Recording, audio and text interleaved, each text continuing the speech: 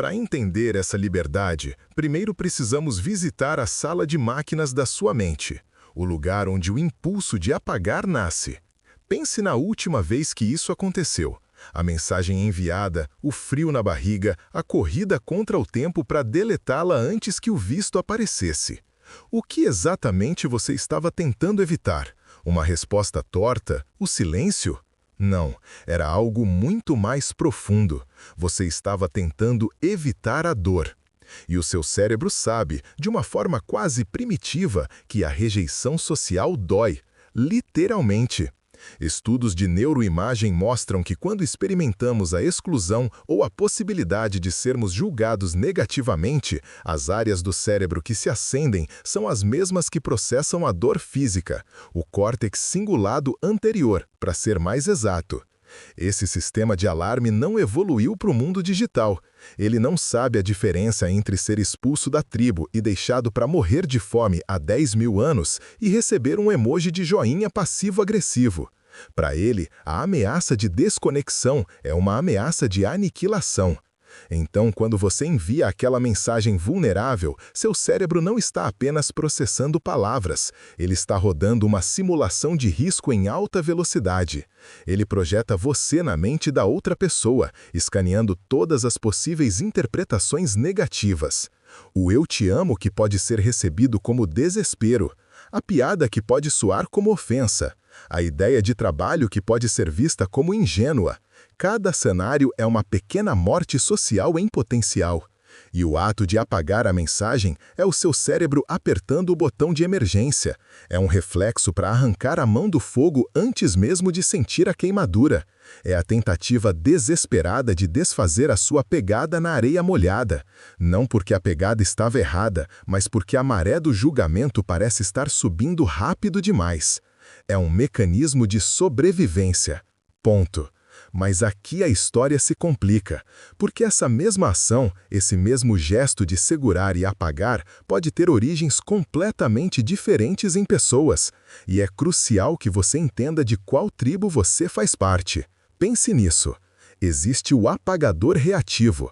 É aquele que, no calor do momento, digita um parágrafo de raiva, uma acusação, um desabafo. Ele aperta enviar e sente um alívio catártico por um segundo, mas logo em seguida a adrenalina baixa e o arrependimento sobe. Ele não apaga por medo do julgamento, mas por medo das consequências de suas próprias palavras. Ele apaga para consertar um erro que ele sabe que cometeu. Depois, temos o apagador perfeccionista. Esse não está preocupado com a emoção, mas com a forma. Ele te manda uma mensagem, lê de novo, acha que uma vírgula melhoraria o fluxo, apaga, reenvia a mesma frase com a vírgula. Lê de novo, pensa que a palavra incrível está muito forte, talvez interessante seja melhor. Apaga, reenvia. Para ele, a conversa é um texto que precisa ser editado até a perfeição. A ansiedade dele não é social, é técnica, é a busca por uma clareza impossível. E claro, existe o apagador estratégico. Esse é o que a cultura pop adora pintar como vilão. Ele usa a notificação "esta mensagem foi apagada" como isca. Ele sabe que o vácuo gera curiosidade, que o silêncio grita. Ele apaga para fazer o outro perguntar o que era. Ele não está se protegendo, ele está caçando. O apagamento para ele é uma ferramenta de poder, um jeito de manter o controle da dinâmica da conversa. Mas você não está em nenhuma dessas categorias. O seu gesto vem de um lugar completamente diferente. Você, que apaga por sentir demais, pertence a uma quarta tribo, a mais incompreendida de todas, a tribo dos hiperempáticos. Sua capacidade de se colocar no lugar do outro é tão automática e tão avassaladora que você sente o impacto potencial das suas palavras no sistema nervoso do receptor antes mesmo que ele as leia. Você não está tentando consertar um erro, atingir a perfeição ou manipular. Você está tentando instintivamente proteger a outra pessoa e, por consequência, a si mesmo, de um desconforto que você já previu e já sentiu por antecipação. Você não está relendo a sua mensagem com os seus olhos, você está lendo-a com os olhos da mãe ansiosa, do amigo cínico, do chefe sobrecarregado. Você simula a reação de cada um deles dentro da sua própria cabeça. E quando uma dessas simulações resulta em dor, em mal-entendido, em um mísero grão de areia na engrenagem da relação, o seu instinto não é corrigir, é apagar. É remover a causa do dano antes que o dano se torne real. É um ato de cuidado levado ao extremo. Um cuidado tão intenso que se volta contra você e te paralisa. O que quase ninguém percebe é que essa característica, essa sua suposta insegurança, é na verdade a manifestação de uma sensibilidade imensa, um radar emocional extremamente bem calibrado. O problema é que você está usando um equipamento de altíssima precisão para navegar no ambiente caótico e de baixa resolução como o das mensagens de texto. Um ambiente que remove o tom de voz, a linguagem corporal, o brilho no olhar. Tudo aquilo que o seu radar usa para se guiar. Sem esses dados, seu sistema entra em pânico. Ele só consegue ver o pior cenário possível. E então, ele age, apaga. E essa ação, esse apagar, não é um pensamento, é um espasmo.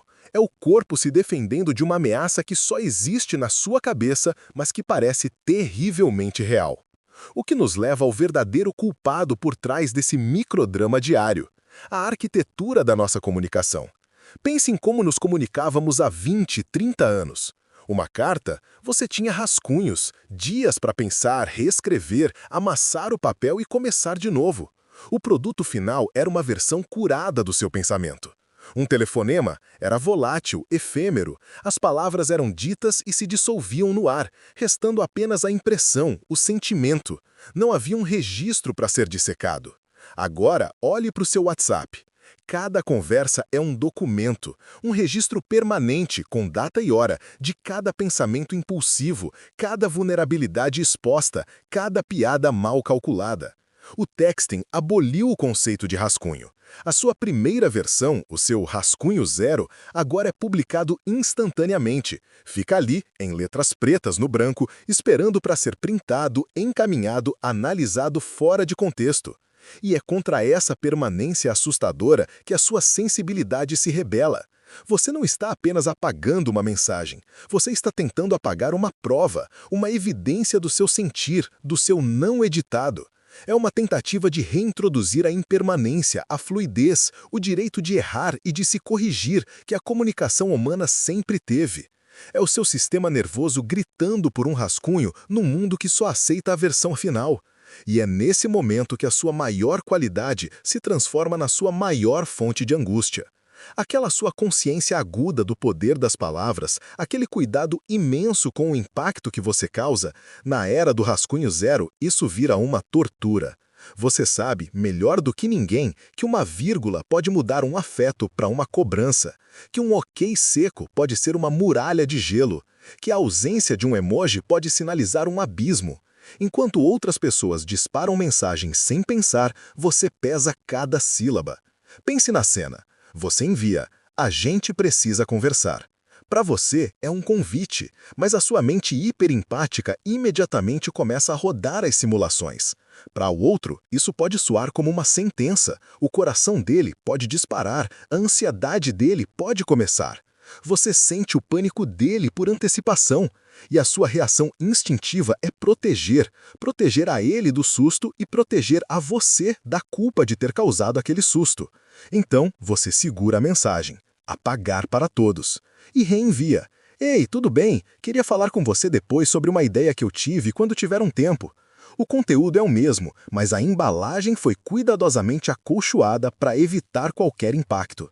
Isso não é indecisão, é artesanato emocional. O problema é que viver nesse estado de alerta constante, de edição em tempo real, é exaustivo. É como ser o seu próprio assessor de imprensa 24 horas por dia para cada pequena interação. E essa exaustão leva a um ciclo vicioso. Quanto mais você se preocupa, mais você edita. Quanto mais você edita, mais você apaga. E quanto mais você apaga, mais você reforça no seu cérebro a crença de que a sua versão original, a sua pegada autêntica na areia, é perigosa, que ela precisa ser contida. É por isso que a promessa deste vídeo não é te dar um truque para ser mais confiante ou parar de pensar demais. Isso seria como dizer a alguém com vertigem para simplesmente não olhar para baixo. Inútil. A promessa aqui é te entregar um mapa que não mostra uma saída, mas que ilumina o território onde você já está. Um mapa que mostra as montanhas da sua sensibilidade, os rios da sua ansiedade e as marés da sua ansiedade. Entender o terreno é o primeiro passo para aprender a caminhar sobre ele sem medo. Quando você olha para sua pegada na areia e a vê como um erro, você corre para apagá-la. Mas e se você começar a olhar para ela de outra forma?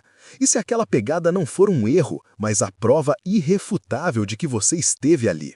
De que você sentiu algo forte o suficiente para querer se conectar? De que você teve a coragem de se expor, mesmo que por um segundo? A pegada não é o problema. O problema é o medo da onda, o medo do julgamento que pode vir e desfazê-la de um jeito que você não controla. O ato de apagar é uma tentativa de controlar essa onda, de ser a sua própria maré. Mas a verdade é que você não pode controlar o oceano. Você não pode controlar como os outros vão interpretar as suas palavras. Tentar fazer isso é uma batalha perdida, uma fonte infinita de sofrimento. A calma não está em apagar a pegada. A calma está em fazer as pazes com o fato de que ela está ali, vulnerável, exposta. E que isso é bonito.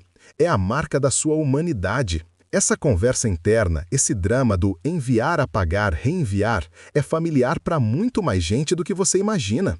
É um código secreto da nossa geração, uma linguagem silenciosa da ansiedade digital. E decifrar esse código, juntos, é o que vai nos permitir finalmente ficar parados na beira da praia, olhar para as nossas pegadas com um pouco mais de gentileza e assistir à maré chegar, seja ela qual for, sem a necessidade desesperada de correr.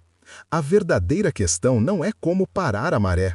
A questão é como aprender a confiar nos seus pés firmes na areia.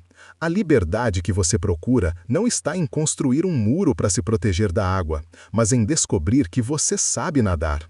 E esse aprendizado começa com um gesto mínimo, quase invisível, um gesto de não ação. Da próxima vez que você enviar uma mensagem e aquela onda de pânico subir, eu te proponho um experimento, apenas um. Não lute contra o impulso de apagar. Não se julgue por senti-lo, apenas observe-o. E antes de levar o dedo à tela, espere. Apenas 1 segundo. 2. Respire fundo e crie um pequeno espaço entre o seu medo e a sua ação. Nesse espaço minúsculo, nesse vácuo que você criou de propósito, reside todo o seu poder. Nesse segundo de pausa, pergunte-se: o que de mais precioso eu estou tentando preservar agora? E a resposta que virá do fundo do seu ser não será a minha imagem ou o meu orgulho. A resposta será a conexão, o vínculo, a possibilidade de ser visto e aceito pelo outro. Você apaga a mensagem porque ama tanto a ideia daquela conexão que tem um medo paralisante de que a sua humanidade imperfeita possa quebrá-la. Você não está tentando preservar a si mesmo, você está tentando preservar a santidade do vínculo. Este é o grande segredo. O seu hábito não é um sinal de fraqueza, é um sinal distorcido da sua imensa capacidade de amar e de se importar. É o seu cuidado transformado em medo. E a única maneira de reverter isso não é se importando menos, é direcionando um pouco desse cuidado imenso de volta para si mesmo, para sua própria pegada na areia. Comece a tratá-la não como uma falha, mas como um registro de coragem, a prova de que você tentou, a marca de que por um instante você se permitiu ser vulnerável. E se a maré vier e a levar, tudo bem, outras pegadas virão, porque você não é uma única marca na areia. Você é o caminhante. A sua essência não está na permanência do que você diz, mas na constância do seu movimento, da sua tentativa de se aproximar do outro. Deixar a mensagem lá, mesmo com a vírgula errada, mesmo com a emoção exposta demais, é um ato de fé. Fé na resiliência do outro para interpretar você com generosidade. E, mais importante, fé na sua própria resiliência para sobreviver ao mal-entendido, a um silêncio, a uma resposta que não era a que você esperava. Porque você vai sobreviver. Você sempre sobrevive. Essa jornada de entender a si mesmo é a mais importante que existe. E se as ideias que compartilhamos aqui te deram um pouco de chão firme, um pouco de ar para respirar no meio da tempestade digital, então o meu trabalho está feito. Se você sente que precisa de uma ferramenta para praticar esse segundo de coragem, eu criei um diário de um pensamento, um dia simples de uma página para te ajudar a navegar por esse impulso. Não é uma solução mágica, é um convite à pausa. O link está no primeiro comentário fixado. E se essa conversa fez sentido para você, considere se inscrever. Nós estamos apenas começando a desenhar esse mapa juntos. Compartilhe este vídeo com aquela pessoa que você sabe que vive esse mesmo drama silencioso. Às vezes, a maior gentileza que podemos oferecer é a linguagem para que alguém possa finalmente se entender. No final das contas, apagar ou não apagar a mensagem é o menor dos detalhes. A verdadeira libertação é olhar para o seu celular, ver as suas palavras ali, expostas, e sentir não o pânico da exposição, mas a paz de ser autêntico. Deixar a sua pegada na areia e, pela primeira vez, não ter pressa alguma de ir embora. Mas há um outro lado dessa história. E quando a pegada na areia não é sua? E quando é você que fica encarando a notificação cinza, o vácuo deixado pelo outro, se perguntando o que havia ali? Esse é um outro tipo de silêncio, com suas próprias regras e seus próprios abismos. E é por esse território que vamos caminhar da próxima vez.